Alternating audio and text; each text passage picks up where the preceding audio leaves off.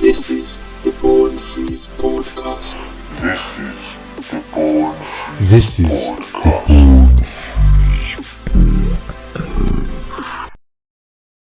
Welcome back to another episode of the Born Freeze podcast. Thank you so much to everyone who's been subscribing, liking, and commenting. If you're new, please do not forget to hit the subscribe button so that we can grow the community. Please like this video and comment. Leave us a comment. Tell us what you think about this interview. And today, it's a very, very special episode because I'm chilling with, I think, bro, you're one of the most famous people, especially in Gauteng and specifically in Johannesburg. I'll tell you why. The short film that you did, Mambara, is the biggest, and the fact that it's always played. Like, I don't think a week passes by without it being played. Do you still get people that call you Vukani or ask you about Mambara?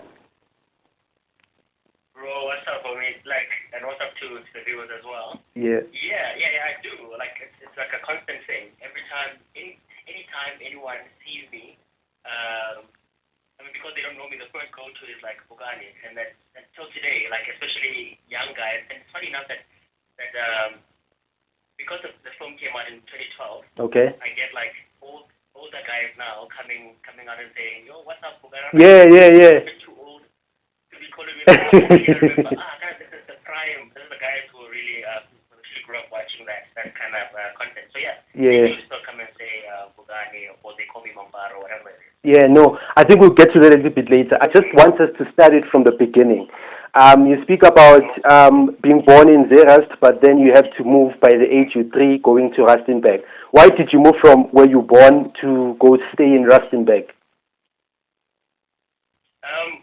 be honest, I actually had no, I had no hand in it. I mean, I was young. Obviously, my parents, my mom was working in Zeerust at the time as a teacher, and my dad was in Rustenburg as a teacher. So I think for the first 3 years I was just staying with my mom, but then she realized she couldn't, she wanted me to have like a better environment, or like a forward, or like a more advanced environment. So I had to go to my dad, who was in Rustenburg at the time. So that's why I came to Rustenburg, basically just for opportunity, I guess. Yeah. My dad was.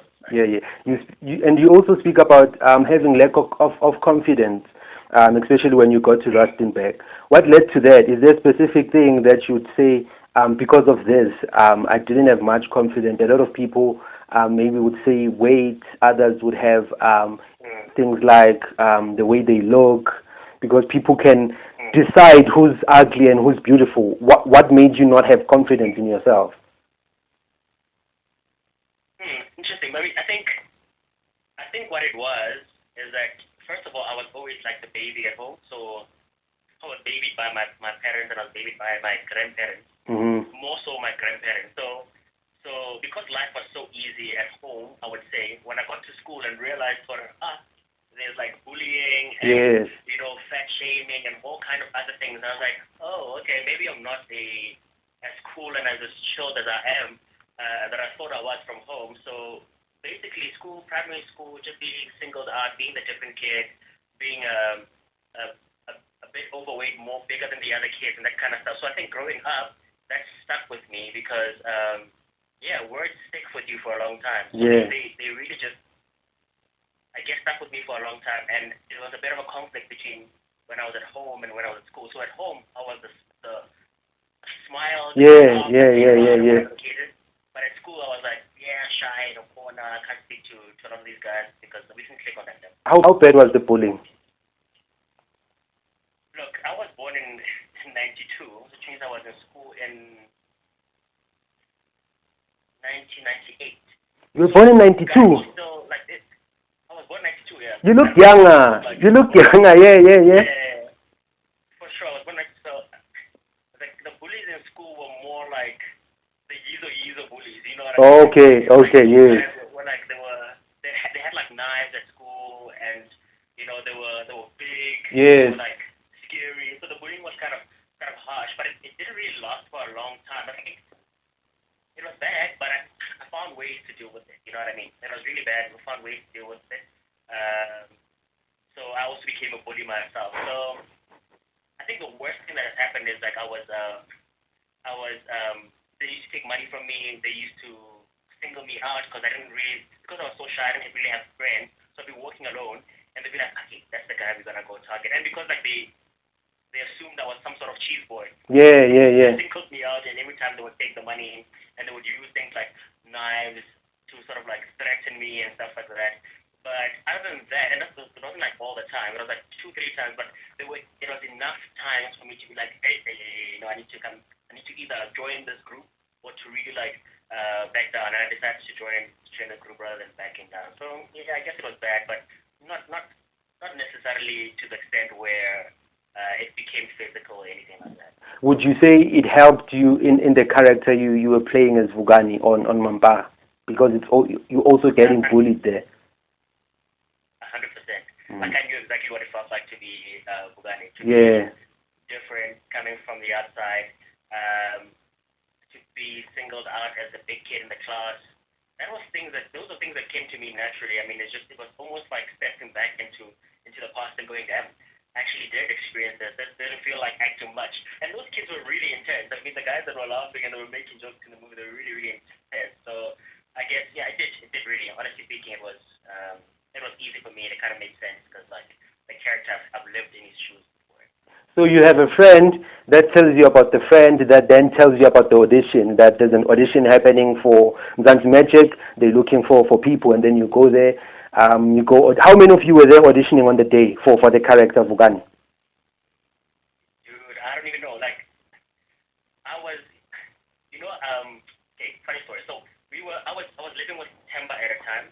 Temba Duli. You used to live with Temba? So he was my friend at the time. We were living together. I was going to AFDA, and then a friend of ours, who was also one of our roommates, was close to the girl who acted Mappy on Skin Sam. Elizabeth on Skin Sam. Okay. So she came to the flat coming to visit Eon. Eon was his name, the friend. And they were like, let's go to an audition. And I was like, okay, cool, that sounds cool. Let me go to this audition as well. So I went through. I didn't know what I was going to audition for. I don't know if I was even going to get picked. But I mean, I was in varsity. It was a cool thing. I was doing film at the time, so I went to go try it out. And then we went. Funny enough, I got there. It wasn't such a huge line. It was just like a couple of people. They gave me a script, 2 seconds. I read it. Stop, thank you, we'll call you. And then a couple of weeks later, they called me and told me I got the part. And then when I got the part, the person who was supposed to act as Mambara was also a classmate of mine from school, but it wasn't Temba at that time. And they asked me, and I told them, my friend is Temba. He's actually like he's quite short, and he'll be great for this character as well. And they're like, what? The script was really written for him as well. Like, turns out the writer of the script also went to AFDA, and then when she wrote the script, she had Temba in mind. And funny enough, I just went to the audition by mistake, got the character, then I suggested Temba. Turns out it was written for him, and the lady who wrote it was actually an AFDA student. So it was kind of a weird coincidence that just happened around, but I never really prepared to go to that audition really. It just happened on a random morning, on a random week. Yeah. So Temba didn't audition on the day. He was just pulled through because you suggested him. Yeah, I mean, wow. He didn't even want to go to audition. He stayed behind, and I just went with Eon. He actually probably thought it was like one of those gimmicky sort of like Yeah. big stuff at the time. I mean, he had come from like doing what's this, rhythm station, all those other things. So I'm sure when we went to this Mzansi Magic thing, he was like, what is this? Yeah. It turns out he actually eventually did do it when I convinced him to do it. You speak up. So why would he say no? Yeah.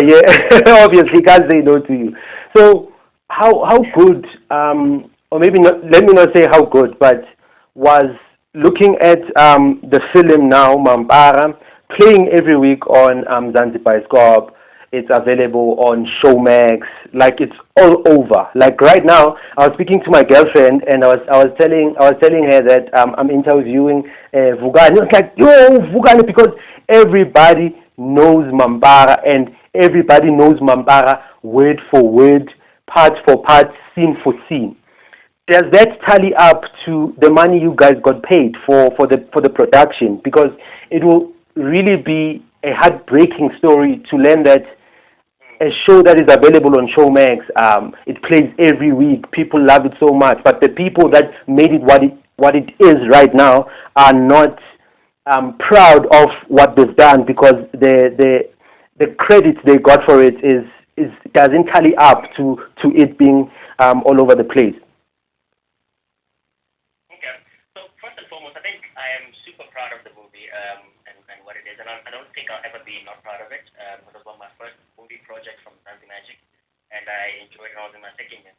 But you are 100% correct. When it comes to South African television, I mean, it's, for instance, the SABC themselves have been in the industry for the longest of time, and they still do this thing where actors will act, and then the product will be overused, but they will never get compensation. So even in the contract, they do stipulate that, you know, when you shoot for a Mzansi Magic movie, you get paid upfront, right? You get paid whatever your rate is upfront and whatever. But you rarely ever see royalties. You rarely ever see those kind of things. I think it's one of those things that people would assume that because it's saying all the time you get all this money. I mean, by the time if you got all the money that they get, we'd all be driving Porsches and all. Yeah. Whatever the case is. So they don't pay you for replaying the movies, but it's one of those things that's a South African issue, because there are not a lot of unions, a lot of people fighting for this sort of credit and like fighting for the actors and them getting credit. I mean, if you look at the story, sorry to ramble, the story with that actor who I forgot his name, who was on what's his name? Yes. And then he was saying that he needed cash because he was it was a sad story. He needed cash because he wasn't getting money. But if you look at shows like Mzansi that they've been playing since I was a young kid, and they're still playing today. So yeah, we don't get paid for every time it plays, but you know, it's something that we, I think, as an institute, as a medium, as a career, we need to sort of try and fight for those kind of rights, I guess, to get at least a percentage like they do in the US and Europe and those kind of countries. Do you mind sharing how much you got from the production?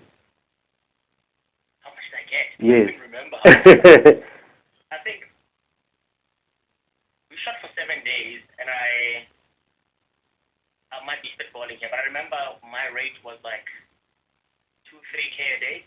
That's so decent. We shot about 7 days. Yeah, we shot about 7 days, and then we had to shoot for another couple of days where I had to finish some stuff. So you do the math. Yeah. 2-3K times 7. Yes. And then that's basically what we got. I mean, every actor they got paid differently based on how long they've been performing and their experience and all that kind of stuff. But yeah, that was my rate there. So why did you move to editing and not stick to acting? And also, you did say that you like TV more than stage, and which is the opposite, quite opposite for a lot of actors, because a lot of actors would like to be on stage rather than on TV, but they opt for TV because TV apparently pays more. So maybe if we can start with why do you like stage more than TV, and then we'll go to why did you move to editing. Okay, cool. So I like TV more than stage, simply because I'm a filmmaker. Okay. Like, I did drama in school, and then I went to go to stage acting or stage or performance, and then I just did not fall in love with it as much as I thought I was gonna. I still love acting, but then I moved to AVDA, and when I got to AVDA, I was like, yep, this is where I belong. Yeah. Definitely about film, television. It's just there's so much creative freedom there. I think I do enjoy stage, but with television, you've got creative freedom. I mean, you can redo it. Oh, yes. yes. Some actors are gonna be on some no, but the craft. But I mean, Yeah. you can redo it. You can add things in post production. You can put on makeup and change it, and then you can make all these visual effects. So there's so much you can do with like film. And because, like I said, I'm an editor by profession. Like that's what I studied to do. But acting will always be a love of mine. But yeah, that's prefer it because, I mean, there's so much you can do there. I still, But I always love acting. I love acting. That's all that is acting. are you still friends with Temba? Because you said you were friends at the time. So I'm just wondering if you're still friends.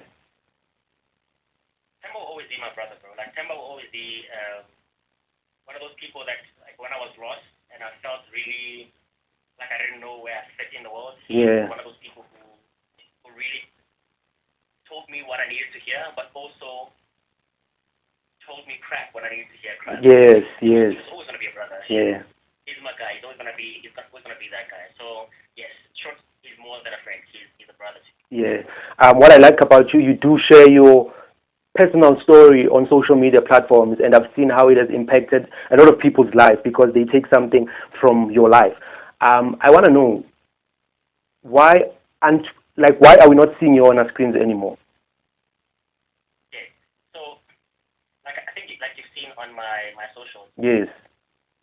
When I was supposed to come through, like I came back to Rustenburg because I had to come and do some stuff with family. Then I got a job this side. Okay. But then my parents passed away. And when my parents passed away, I had to sort of like take care of I had 2 siblings. So I had to take care of my siblings at the time. So that's why it took it has taken me so long. And when it comes to kids or when it comes to family, it's not a one-day investment. It's a long-term investment. So I had to choose in that space and time whether I was going to be like, this is the beginning of my career in this specific form. Do I abandon what I'm supposed to do, what I feel like I'm obligated to do as well, and then chase this career that I love so much, or should I stay behind, do what's right, so that at least it's not just me doing what I love, but it's also them getting an opportunity to do what they love as well. So I chose my siblings over the performing. Yes. At that time. So you speak about the passing of your parents, and bro, whoa, like it's the worst nightmare I would wish on my worst enemy. You speak about you having to go take care of your mother after your dad's passing. How did your dad pass? It was like one of those short things. Like honestly speaking, it was like at first he had like a gout, and then it sort of like opened up into like a wound. Those you know gout, like you've got those Yeah. or your ankles and joints and whatever the case is, and it sort of then became like a wound, and then it became infected and sort of like septic. So it was, for like a couple of months, it went from just being gout to being infected to like now all of a sudden getting escalated to septicemia, which is like a I guess a disease I want to say. I didn't really research much into it because you know what, it just happened. There's nothing gonna happen yet. But it's like a disease that happens when your blood gets I think infected with like pus and that kind of thing, and then it just sort of like starts killing your organs like your kidneys and stuff like that. So that's what happened to him. It started off as something that was like as small as like a wound, and it got infected. And I think also maybe his lifestyle at the time was not healthy, therefore he couldn't recover. So I think that's basically what happened. I didn't really like go deep into it after it happened, because when these kind of things just mess you up, and I just decided, you know what, I don't want to have to deal with hospitals. I don't want to deal with this thing. I just moved on from there. Yeah. And septicemia was the cause. Okay. Like, it was the cause of death, but like those other things that. And then after that, like what was the time frame, if I may call it that, between him passing and your mother passing? Because you speak about moving to go take care of your mother, and then you share the story of how your mother passed. I think after answering that, you can just go on to what happened to your mother, because when you spoke about the story, and like I think you're the bravest person I know, because you were singing the story literally. I'm like, oh wow, this guy! Like you were singing the story literally. So if you can tell the story for people who have not watched the story. Okay. So my dad passed away in October, and then of 2015, and then my mom passed away in May of 2016. So it was 6 months when my mom was supposed to take off her black clothes, because in black culture, you wear all black. Yeah. So it was like literally like on the 6th month when she was supposed to take off her black clothes, she passed away. And how she passed away was it's still like a mystery to me. It's something that I always tell people that I don't know one day we came to. So I usually take my mom to school. She was a teacher, right? So Okay. I take my mom to school. I took her to school, dropped her off, and after school came back from work, and then with my little brother at the time, and then yeah, somebody came in looking for our mom, and then I sent my brother to go check where she was or if she was awake or whatever. He gets into the bathroom and finds that she is on the floor next to the bathtub, and at that time she's just like awake, but she's not saying anything. She doesn't look like she's hurt. She doesn't have like a bump anywhere or anything like that. So my first thing to do is like call an ambulance, call some friends, try and figure out what's happening. And then they took her in, and I didn't really think much about it. I was on some, it didn't look that serious. It was like, okay, cool, maybe it's like she fainted or whatever the case is. Then they took her over to the hospital. Then I went to go check her the next day. She was still not talking, and she was just like responding weirdly. Like she just looked at me, and then she could hear what I was saying and understand what I was saying, but she couldn't say what she was feeling or what was wrong and whatever. So a couple of days passed by, and she is going for all the scans. She's going for the brain scan, heart scan.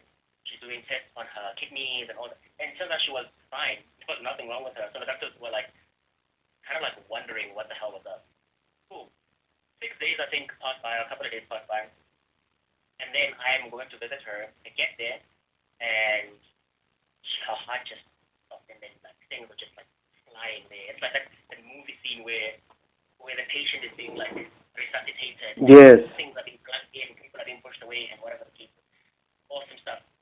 So they take her to ICU at the time, and I'm now starting to become serious, and I'm like wondering what the hell is happening. At that time, my family is there, whatever. Then I hear from the nurses that there were 2 guests who came through to come and family members who came through to come and check her, and when they left, her heart stopped, but which was weird because like, why would her heart stop? She didn't have a heart condition. Yeah. Anyway, so obviously then I start telling the nurses and the people who work in there that, you know what, from now on no one comes into the space. Yeah. Checks out my mom and whatever. But honestly speaking, she never woke up from that. She was in ICU for like another couple of days. I think it was 12 days in total that she was from the day that she spent from the day she fainted until the day she passed away. It was 12 days from that. And then the last day, I think, on the 12th day, on the 11th or 12th day, the nurse took me to the side and said, homie, we don't know what is up with your mom. No, not even the 11th day. Let's say the 10th day. So if you're home, we don't know what's up with your mom. Everything is functioning. Like, everything is okay. Her results are back. Nothing seems to be wrong. And I couldn't even speak to a doctor at that time. And she was in a private hospital even to just throw that out there. But so it wasn't like anything that was off. Like, all the things that could have been given to her were given to her. But she wasn't waking up. Then she said, remember, we are black people. And I'm like, Who's saying that? remember that we're black The people? nurse. The nurse, she's like, yeah. She's like, you know we are black people. And in these situations, you have to take into consideration that this could be witchcraft. Yeah, because it sounds like witchcraft. It sounds very weird. Yeah. And very off. And at that time I was like a Christian, and that kind of like conflicted as well and whatever. But anyway, I told my family what had happened, and everybody just sort of came to the conclusion that those people who came through to the place had something to do with it. And because I was like, I don't know, like I honestly don't know what I don't know witchcraft. I've never experienced it personally, but I know that my parents obviously believed in that kind of stuff and whatever the case is, and my family believed in that kind of stuff. So till today, don't know what the cause of my mom's passing was. There's speculations.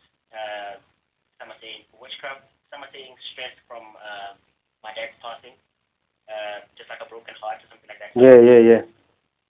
Yeah, so I sort of just left it at that. But there's always something in the back of your head that always goes, maybe find out. Yeah. I never do, because you never know what you're gonna find out. You never know.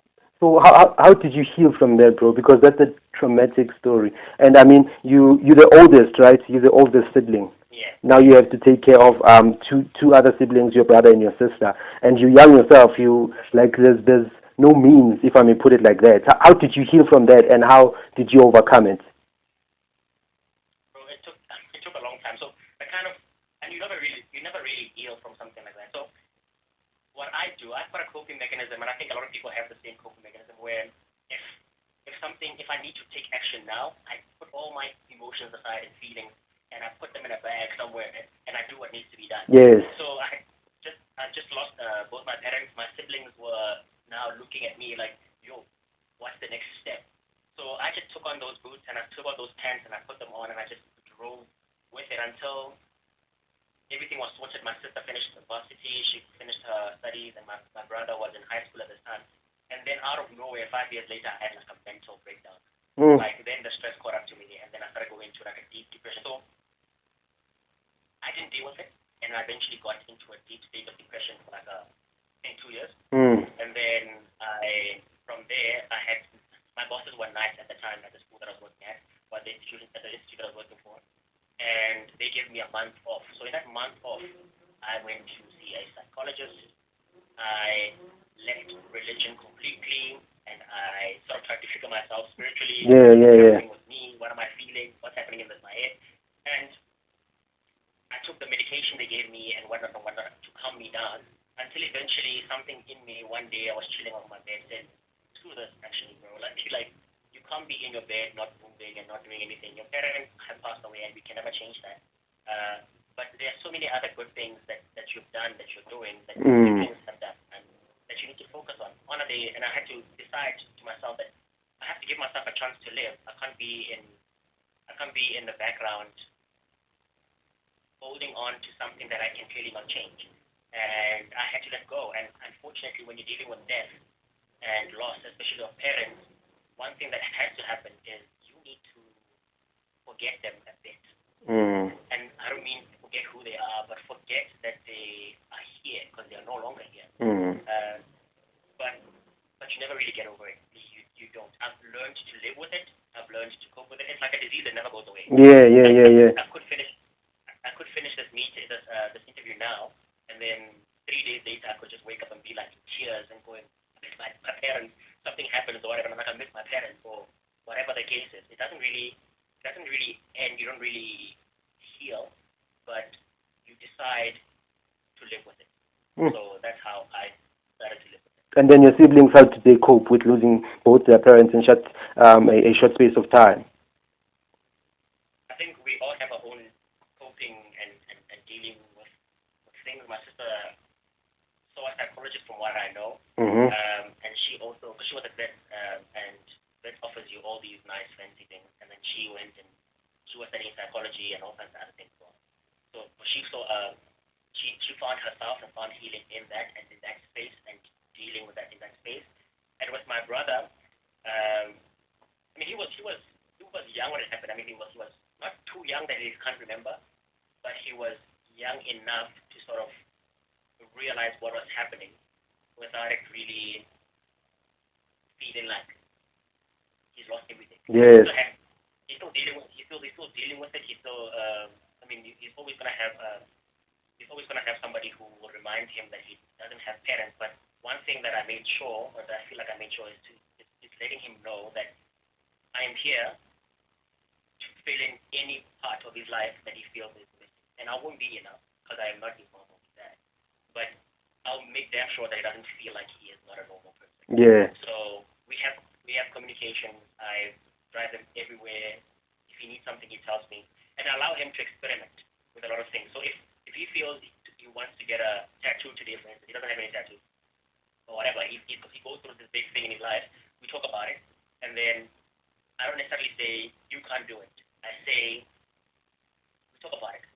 What happens in 5 years? What happens in this? So we have a discussion. Yeah. He ends up doing it. We end up not doing it. So with him, we have a conversation all the time. And I think he's also sort of grown under me, and he sort of looked at how I cope, and then I hope he sort of taken some of those things that I used to cope, and his sister, and then he's put them together, and then he's moved on with that situation. So yeah, that's where my siblings are at, I feel. But they can also come in here and tell you a different story. Yeah. No, so much for making time to come here on this platform, as we're also growing. We're hoping to. Are we going to see on our TV sometime soon, at least? Because we miss Vukani, man. You know, when you introduce to a character, and a character that a lot of people have fallen in love with. Because, like I'm telling you right now, if we were to go to Diepkloof where Diepkloof fonts. Actually, that's my former school. That's the nice thing about it. Fonts is in my former school. If we were to go there, Diepkloof, or the whole of Diepkloof, and ask them, do you know Mambara? Do you know Vukani? Do you know Temba? They know everybody. They know the characters. Like, they know everything. So we're introduced to you, and then from there, you just disappeared. And a lot of people don't really know why, and they might think it's a one-hit wonder, but not understanding that we face different challenges. So are we going to see you anytime soon on our TV? We miss you, bro. Awesome. Thank you so much. I think the short answer is I hope so. Yeah. Because it's not really up to me, but I definitely want to come back and perform. And look, I've been in the industry, like I said, I've done movies as well. I've done 5 other movies from Mzansi Magic, but like as an editor. But when it comes to acting, that's a passion of mine that will never die. And I am really grateful for Mzansi Magic and all the people that watch the movie that really relate to the character. And yes, I would love to. Mambara 2, definitely. I think I still have. Yeah. I would love to do something like that. But also, I would love to come back on screen as a different character in a movie maybe or something like that. So definitely working on it. It's just that, there's other things that's been in the pipeline that I've been busy with, but it will never be a passion of mine that will die. So for sure, hope so. Yeah. You speak about having a movie that won film festival overseas. If I'm correct, am I correct? Is it a movie that we know of? Is it a movie that we can watch? And then secondly, your podcast. Please tell us about your podcast right after that. Okay. Also, so the movie that after doing acting, when I was in Rustenburg, I eventually worked for a school or like a group of schools in Rustenburg as a teacher and also as a consultant doing dramatical arts. I love acting and I love drama. I started doing stuff with the kids. And we ended up shooting a movie, and that movie was taken to the States, and then it won in Philadelphia Best Movie in the category of 11 years to 18. Oh, wow. And then we did another one that it got like a nomination at the Africa Academy Movie Awards, which is basically like the Africa Oscar Awards. Got nominated for Best Short Film last year in Nigeria, Lagos. And I had the opportunity to go there, but unfortunately we didn't win. So yes, those are movies that people can watch. They are on YouTube. On my YouTube channel, A Moment with Pics, and then they're just like movies that I did with kids. I don't think they were gonna be that big. I just did it because I enjoy what I do, and I had kids who were doing drama who were really inspired to do movies as well. And then we did that, and then some of them we won, and some of them we didn't. So yeah, they're all on YouTube under A Moment with Pics. Yeah. And then your podcast. Yeah. Oh, with the podcast. Sorry. So. There's so much happening right now on my plate. You know how it is a podcast. Yeah. You kind of have to be consistent and do that. But I've started doing the podcast, and hopefully I'll start doing more podcast sort of like activities when I have a lot of time as well as when I've refined it. But for the ones that I've done, they are under my personal channel at Umpile Morapo Vlogs on YouTube. You can check those out. And I hope I'll do more, and hopefully I'll get Temba to come on also say please, yeah. Temba to come and say his version of his life. Powerful story. Yeah. But yeah, so that's where you can get it. A Moment with Pics for the movies, and then in terms of the vlogs, it's Umpile Rapo Vlogs. Thank you so much, man. Before you go, which character is playing right now on TV that you think you can kill if it was given to you? On TV? Yes. Funny enough, I don't watch a lot of TV. I watch series most of the time. But bro, I think any character that is, I probably could do any character except action. Okay. Any character except action. I could probably do the drug addict.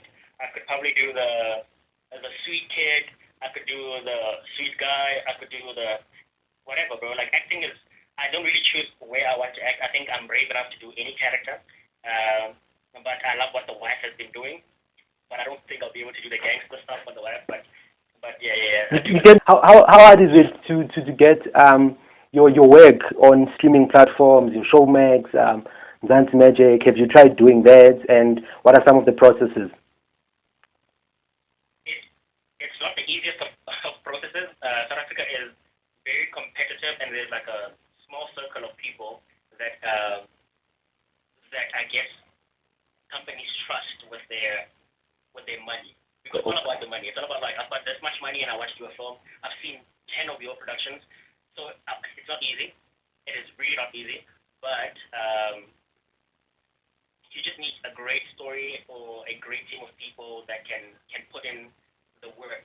And then if you have a solid team, it shouldn't be that difficult, but it's not the easiest of top. I'm not gonna lie to you. I've tried with a couple of people, but some people are chance takers and stuff like that. But yeah, it's not the easiest of things. But eventually, I'll definitely be in there. Just keep on watching Netflix and those kind of things. Yeah. Online streaming platforms that I'm through. Yeah. And that's where it's at. Television-wise, mainstream television, maybe not the easiest, but if you have a good team and if you wanna jump into it, look at the online platforms. Those are the places to go. Yeah, no. Thank you so much for your time, man. And this is not the end. I think we're still gonna have conversations because I also have like some great ideas that have to do with productions and stuff. So with time, we've just created a relationship that we'll keep on talking in time, sharing ideas, seeing how we can take one and make two together, and then take it from there. Collaboration is key. Wish you nothing but the best. Your school, everything that you're doing. I know I'm going to see you on my screen sometime soon. Wishing you nothing but the best as the year is starting. May 2023 be your best year and the year that when you look back, you're like, now I understand why I had to go through all what I went through. It was for me to get this great gift. And I see that happening in 2023, and I wish it upon your life. Thank you so much for your time, my brother. Thank you, Tola, man. That means a lot to me, and also to you, man. Keep pushing. I think we want to see a lot of your stuff as well. And let's just keep making the content. The content. Thank you so much for watching. Please do not forget to like, comment, and subscribe. Click the description, and then I will put on Pile's channel